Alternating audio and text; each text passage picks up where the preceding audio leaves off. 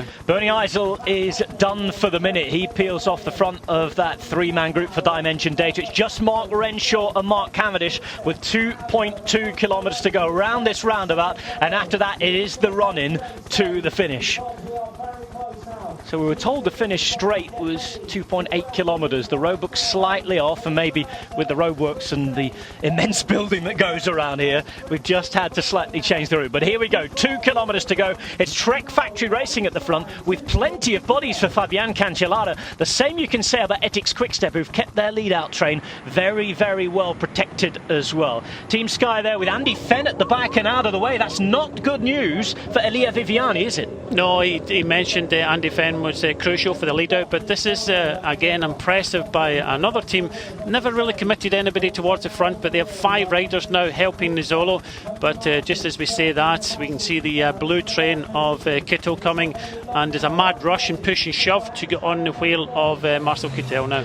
Giant Alpecin trying to get 1 or 2 riders up the front. Will it be Koen de Court? Will it be their man Roy Curvers as we come under the banner with 1 kilometre to go? The first big sprint of the season is ready to be launched. It's Nizzolo trying to spoil the party with Cavendish and Kittel going up against each other as well. Cavendish is there. The man just in front of him is Mark Renshaw.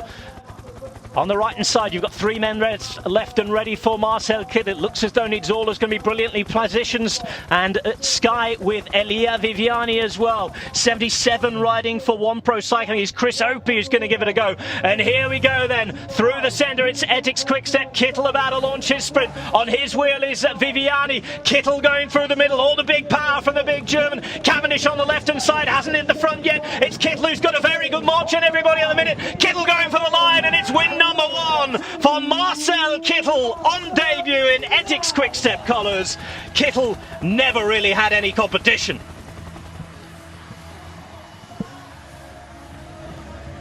Well, what a win.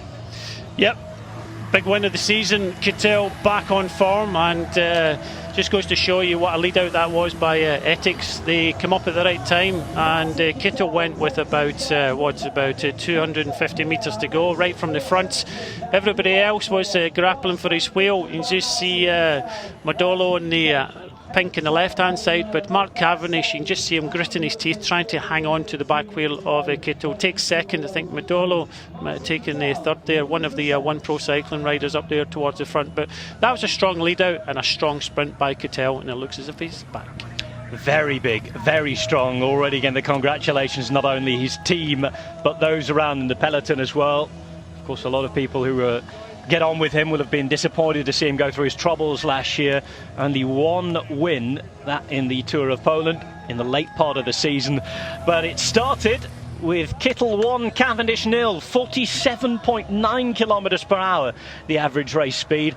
A fast day, and a day that in the wind in the end has been a really, really important one for Ethics Quickstep. They'll be happy, and that'll just take all of the nerves out of everything for the rest of the week. You can see here Brian Kittel in the blue hitting the front, and everybody was playing catch-up. Yeah, they were. You can see them. Nizzolo, Cavendish, Modolo, Gardini, all of them were playing catch-up there. Cav came up fairly quickly towards the end, but this is what it all is about. Just look in the right-hand side there. Cavendish is just getting squeezed out. Gardini and Viviani right in front of him, but this was a lead out now. It looks like it's Trentin leading out now. Perfect place. Cavendish is 3 lengths already behind him, but when Kittel goes, Cavendish comes from, as I said, 3 or 4 bike lengths behind. He's coming at him, but he's left it far too late. Probably poor positioning from Mark Cavendish, but he comes at him late and beats him by about a bike length. I think if Mark Cavendish had a better placing, maybe got on the wheel of Kittel, it would have been a lot closer, but I think still the strongest man won in the end. Kittel, the strongest man without any doubt. An easy win for Marcel Kittel on that overhead shot, with Cavendish in second, Nizzolo third, Modolo, Palini for Skydive Dubai. He had excellent form in the African races, in the Tropicala Missa Bongo in particular. Guardini in sixth, with Opie for One Pro Cycling in seventh. A good result for them, beating Viviani, Kolar and Thomas Weitkus riding for Al Nasser Pro Cycling. The winner on the day, Marcel Kittel, and the leader of Dubai Tour.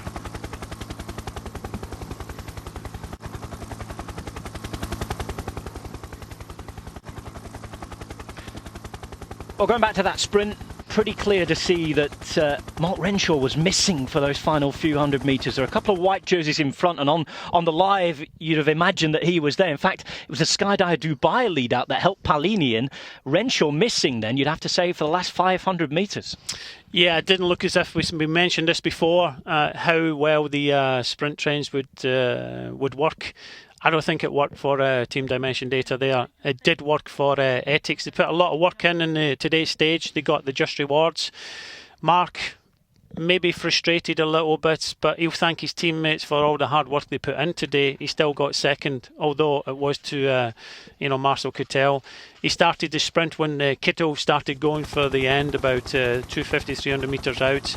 Mark had about 3 or 4 bike lengths to catch up on, and that was too much in the end. Marcel Kittel is the first leader of the 3rd edition of the Dubai Tour. He leads Mark Cavendish on bonus seconds by 4. Nizzolo in 3rd with Modolo, Palini, Guardini, Opie, Viviani, Kolar and Vikas, all making the very early top 10. Kittel will wear the leader's blue jersey on stage 2.